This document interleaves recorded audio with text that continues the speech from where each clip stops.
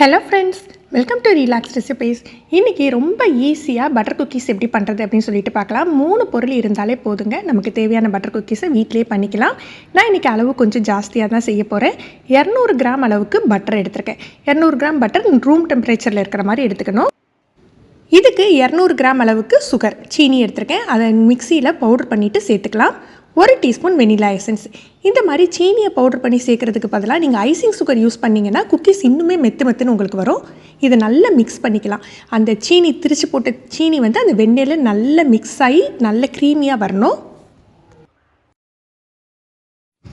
இன்றைக்கி இந்த பட்டர் குக்கீஸ்லாம் நம்ம கேஸ் ஓவனில் தான் செய்ய போகிறோம். ஃபஸ்ட் டைம் இப்போ தான் நான் கேஸ் ஓவனை யூஸ் பண்ணி காட்டுறேன். கேஸ் ஓவனாக இருந்தாலும் சரி, நம்ம அடுப்பில் வைக்கிறதா இருந்தாலும் சரி, ஓடிஜியாக இருந்தாலும் இது இப்போ உங்களுக்கு ப்ரொசீஜர் சேம் தான். நீங்கள் மாவு மிக்ஸ் பண்ணுறது எல்லாமே உங்களுக்கு சேம் மெத்தட் தான், சேம் அளவு தான். இப்போ நம்ம மைதா சேர்த்துக்கலாம். 2 கப் அளவுக்கு மைதா சேர்த்துருக்கேன். இதில் 2 டேபிள் ஸ்பூன் கார்ன்ஃப்ளவர் சேர்த்துக்கலாம். நம்ம ஐசிங் சுகர் சேர்க்காதனால நான் கார்ன்ஃப்ளவர் சேர்த்துக்கிறேன். ஐசிங் சுகர் சேர்த்திங்கன்னா கார்ன்ஃப்ளவர் சேர்க்க வேண்டாம். இந்த கார்ன்ஃப்ளவர் நம்மளுடைய விருப்பம், ஆப்ஷனல் தான். இதில் ஒரு 1/2 டீஸ்பூன் அளவுக்கு பேக்கிங் பவுடர், ஒரு 1/4 டீஸ்பூன் உப்பு, இதை சேர்த்துட்டு நல்லா மிக்ஸ் பண்ணிக்கலாம். முதல்ல இப்படி பைய மிக்ஸ் பண்ணிக்கணும். இந்த பவுடரெல்லாம் கொஞ்சம் கலந்து வரணும். அதுக்கப்புறம் நம்ம கை வச்சு பிசைஞ்சு எடுத்துக்கலாம். இந்த மாவு பார்த்திங்கன்னா சப்பாத்தி மாவு மாதிரி ரொம்ப சாஃப்டாலாம் வராது, கொஞ்சம் ஹார்டாக தான் இருக்கும். நான் ஒரு பேக்கிங் ட்ரீயில் பட்டர் ஷீட் போட்டு வச்சுருக்கேன். இப்போ நம்ம அந்த மாவை உருட்டி வச்சுக்கலாம்.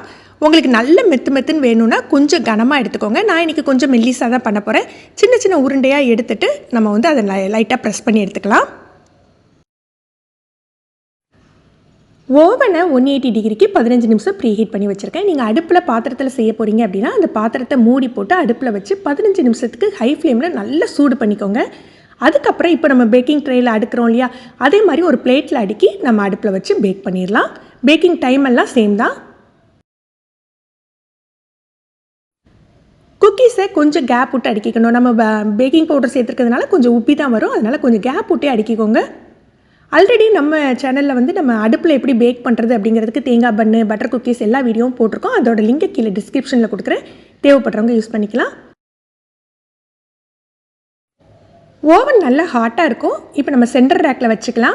ஒரு 12 நிமிஷம் 180 டிகிரிக்கு பேக் பண்ணால் போதும், நம்ம பட்டர் குக்கீஸ் ரெடி ஆகிடும்.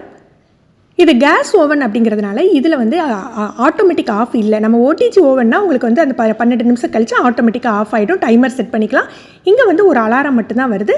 நம்ம 180 டிகிரிக்கு செட் பண்ணிவிட்டு பேக் மோட் வச்சுட்டு 12 நிமிஷத்தில் ஒரு அலாரம் மட்டும் வச்சுக்கலாம்.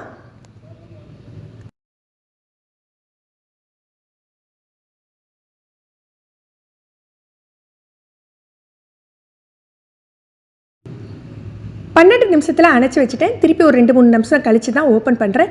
எப்போதுமே குக்கீஸாக இருக்கட்டும், பிஸ்கட்டாக இருக்கட்டும், ஓவன்லேருந்து எடுக்கையில் பார்த்திங்கன்னா கொஞ்சம் சாஃப்டாக இருக்கிற மாதிரி தான் இருக்கும். நம்ம அதுக்காக திரும்ப பேக் பண்ண வேண்டாம்.